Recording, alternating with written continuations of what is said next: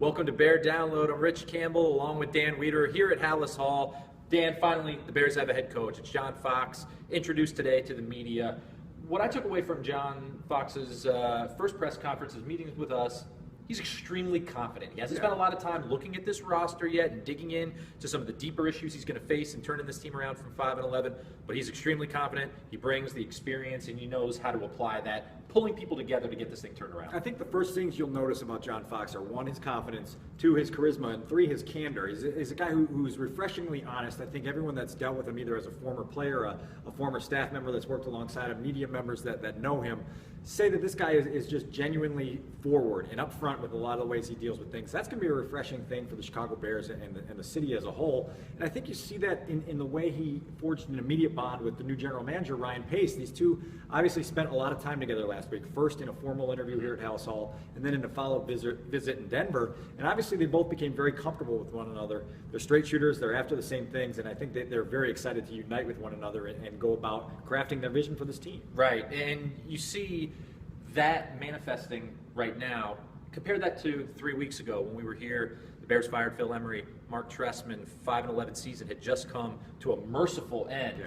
And now you feel the optimism. You feel the hope, what you try to accomplish with this restart. Had a chance to talk to Ted Phillips, you were there as well, and he talked about the difference and the transformation almost in this 3-week period where now the Bears are headed in a new direction. Well, and I think Ted Phillips' point was this isn't just optimism and it's not just hope. It's a belief. It's a proven track record that John Fox brings. Mm-hmm. He turned around Carolina. He turned around Denver. He's been to the Super Bowl in both places. And so as an organization, the Bears feel like, hey, this guy's done it before. He's going to do it again. And so that confidence gives them an extra boost as they move forward.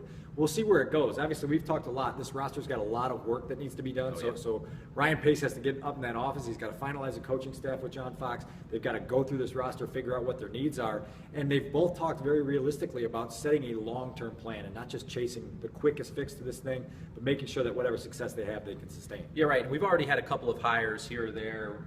Ryan Pace brought in Josh Lucas from the Saints, and John Fox hired Jeff Rogers as special teams coordinator from Denver. So you start to see these little parts coming together, but it's a long process ahead. Ryan Pace headed down to the Senior Bowl, meet with Bears scouts there. He'll come back this week, as you mentioned, Dan, help with the coaching search. These issues like Jay Cutler, Brandon Marshall, those are on the back burner right now. Yeah, get to those, obviously, and it's an interesting time overall. No question, and I think the one thing we've heard a lot since the day of the firings here was that there was going to be a concerted effort to make sure that they not only got a talented general manager and a talented head coach, but a general manager and a coach that could work closely with one another. There seems to be a confidence and a comfort level between John Fox and Ryan Pace that allowed this thing to get off the ground a little quicker. We'll see how that materializes in the month ahead, but obviously the Bears feel good that the two swings they took at two major hires, connected. Right, and it was apparent that they did not expect John Fox to come available on the market. They pounced on that as soon as he did. It changes everything you do. Wherever you are in the search, you got to change. And that's what happened. And so here we are, a lot ahead of us, but a lot to reflect on as well. All right, Dan and I are headed to Mobile. We'll be on flights within the next 24 hours, headed down to the Senior Bowl. So stay tuned to ChicagoTribune.com for coverage, and that'll do it for this edition of Bear Download.